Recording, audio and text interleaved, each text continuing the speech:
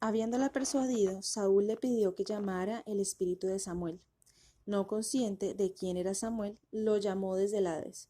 Pero cuando apareció ante ella como un hombre venerable y con apariencia divina, revelándole quién era en realidad su visitante, ella se volvió a Saúl y gritó aterrorizada: ¿No eres tú el rey Saúl? Sí, contestó el rey. Luego le pidió que le describiera la aparición que le había espantado. Es de edad avanzada, dijo ella, con rasgos distinguidos, y lleva un manto sacerdotal. Saúl supo entonces que era Samuel, y cayó al suelo en obediencia. El espíritu de Samuel le preguntó: ¿Por qué me has inquietado y me has hecho subir? Saúl contestó: He sido abandonado por Dios ante el enemigo, y no puedo obtener conocimiento alguno del futuro, ni mediante profetas, ni mediante sueños. Tú tienes que dármelo. Es inútil buscarme cuando Dios te ha abandonado. Pero sabe esto: David ha sido escogido rey y será victorioso en esta guerra, pero tú perderás tu reino y tu vida, porque no guardaste los mandamientos de Dios. Tu pueblo será derrotado mañana por los filisteos, y tanto tú como tus hijos caeréis en la batalla, y tú estarás conmigo. Cuando Saúl oyó esto, se derrumbó sobre el suelo, de dolor y turbación. La hechicera lo levantó e insistió en que comiera algo. Matando su único ternero, preparó la carne y la puso delante de sus 3 visitantes, tras lo cual volvieron al campamento. La muerte de Saúl. Mientras tanto, David y sus 600 siguieron a Aquis en el campamento filisteo. Los comandantes le pidieron entonces a Aquis que explicara por qué David, que había matado a tantos filisteos, iba ahora a luchar al lado de ellos. Aquis contestó a esto que David estaba con ello pagándole el haberle concedido refugio y anhelante de vengarse de Saúl. Pero los comandantes recomendaron a Aquis que no dejara que David se uniera en la batalla, porque podría revolverse contra ellos y ayudar a las fuerzas de su propia nación. Aquis le dijo entonces a David que aunque confiaba plenamente en él, no era así con los otros jefes, por lo que lo mejor sería que se llevara a sus hombres de vuelta a Ciclac, guardando en Gaza en Gaza contra cualquier ataque mientras ellos estuvieran ausentes. Guardando a Gaza contra cualquier ataque mientras ellos estuvieran ausentes. Esta es también tarea para un aliado, dijo David, e hizo según le había sido pedido.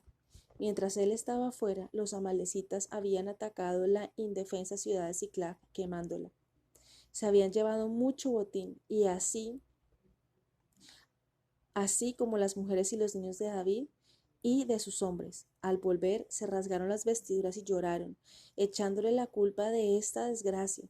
Sus camaradas se encolerizaron tanto contra David que hablaron de apedrearlo, pero él tomó consejo de Dios y acaudilló a sus 600 tras el enemigo.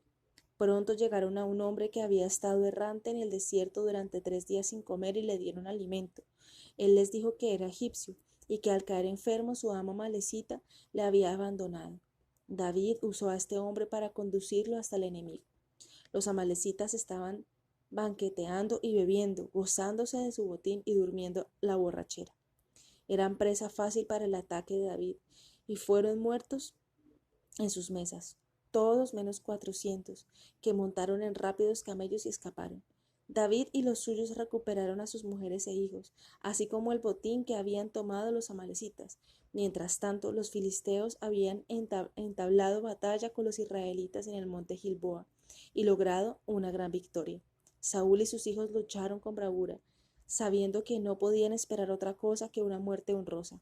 Atrayendo a sí mismos la línea del frente enemigo, los 3 hijos de Saúl fueron rodeados y muertos, incluyendo Jonatán. Cuando cayeron los hebreos, huyeron en gran desorden y confusión, sufriendo una gran matanza. Saúl mismo se vio obligado a huir con un fuerte cuerpo de ejército a su alrededor, pero la mayor parte de esos soldados fueron abatidos por las flechas y jabalinas filisteas. Saúl se volvió y luchó magníficamente, pero recibió tantas heridas que quedó demasiado débil para darse muerte a sí mismo, y le pidió a su escudero que lo traspasara con su espada antes que el enemigo pudiera tomarlo vivo. Pero, al rehusar el escudero, Saúl puso su propia espada contra sí mismo y se tiró sobre ella. Como no podía lograr que penetrara, le pidió a un joven amalecita que la empujara. Así lo hizo, y después de tomar la corona real de la cabeza de Saúl y el brazalete de oro de su brazo, huyó. Cuando el escudero vio que Saúl estaba muerto, se mató a sí mismo.